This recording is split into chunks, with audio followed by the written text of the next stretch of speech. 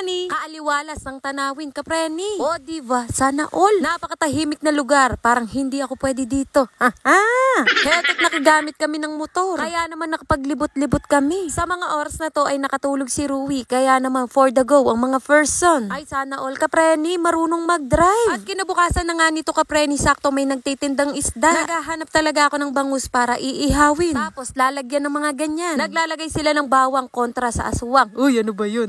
Nung isang araw pa ako naghahanap ng talong. Kaya naman maghahanap kami ng Daddy Chester. Teka lang daw at ililibot niya ako sa eskwelahan, kapreni. Kung saan dito nag-aral ang Daddy Chester. Uy, sana all may award. Best in bagal. Kwento kasi sa akin ng biyanan ko, mga kapreni, ang Daddy Chester mabagal kumilos. O tama na nga, sikretong malupit, bawal ipagkalat. Maganda at malinis ang eskwelahan nila, kapreni. O diba? Ay parang gusto ko pa ulit mag-aral. Paano hanggang ngayon hindi ko pa rin alam yung 1+1. Lagi ang sagot ko, Magellan. Ay matatag nga naman, kapreni. Pagkalabas namin ng eskwelahan, saka namin naalala yung talong. Ano ba kasi meron sa talong? Ay masarap ipare sa inihaw na isda kasi yung talong, kapreni. Huwag kang napakaano mo. At dahil mag-iihaw, mga kapreni, bibili ng uling. Sa dalawang isda, mga kapreni, isang sakong uling ang mauubos. Ay grabe naman yun. Yung tinuro ko, yung kukunin namin. Wait, sana all panay turo na lang. Ganiri ba kapag may hawak na pera pero hindi sa akin? 270 pesos ang isang sakong uling dito. Lugi ba ang nagtitinda o kami?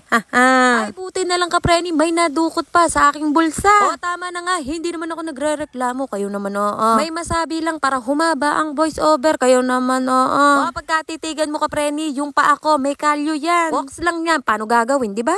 May tumawag sa akin, kapreni, de bumalik kami. Naging dalawa pa sila. Ay palagi silang nanonood, kaya naman deserve nilang maisama sa vlog. Hala, paano naman yung iba? Huwag ganun, mali yun. Kapreni, bawal magalit dito. Dapat ako lang, sorry na.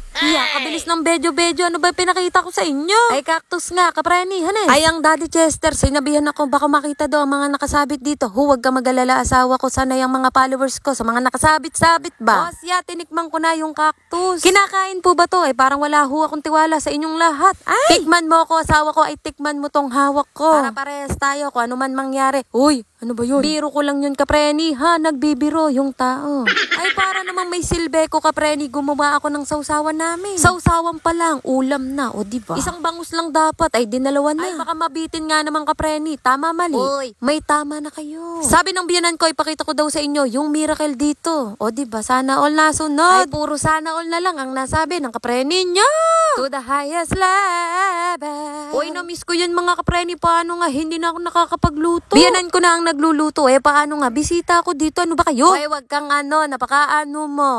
Sa aking pagtatambay, nakakita pa ako ng medyo malalaking isda. Wala lang, pinakita ko lang sa inyo. Sa gilid ng ilog sana kami pupwesto, ay uminit na, kapreni. Dito na lang sa loob ng bahay, sabi ko, sabi naming lahat.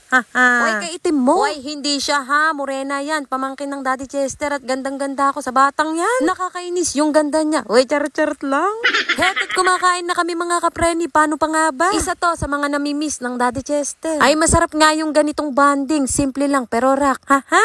Medyo nabitin pa nga sa rice dyan, kapreni, at nagdagdag ng konti lang. Ay sabi ko nga kay Papa, kayo na naman ho ang kitang-kita. Gusto ko nang sabihin, kayo na lang ho kaya ang mag-vlog. Uy, charot-charot lang, walang ganon. O siya, baka sabihin nyo bakit nakakamay. Boodle fight nga, kapreni. Umayos ka, kapreni. Salamat sa pagkain at saka sa bumili at nabusog. Yung bata, nakatulog. Ay nakatulog nung kumakain na kami. Tinulugan kami. Ang ano niya. Hapon na nito, kapreni, at maghapong walang ilaw dito. Ay kuryente. Power ba, kapreni? Kagulo, hanes. Nag-iigib ang Daddy Chester ng pampaligo namin. Dito nag-iigib, kapreni, sa balon. Uy, sana all, kapreni, may balon. Dun sa amin, poso lang ang naabutan ko pero walang balon. Nag-upgrade na, nawasan na. Buti pa dito, kapreni, libre. Dun sa amin, binabayaran. Nasaan naroroon ang ustisya? Uy, charot lang.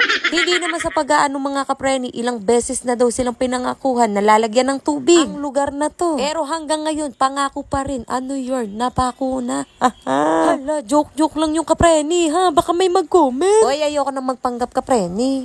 Hindi pa natatapos ang lahat-lahat kapreni. Medyo madilaw ang tubig dito para luminaw. Ganito ang ginagawa nila. Buhangin na nakalagay sa tela, na nakalagay sa timba. Gets nyo ba? O, ganyan ang ginagawa para luminaw-linaw ba ng kaunti. Ngayon, alam nyo na. Kasi alam ko na. O siya, hanggang dito na lang ang bedyo-bedyo. Maraming salamat sa mga nanood. Bye mga kapreni.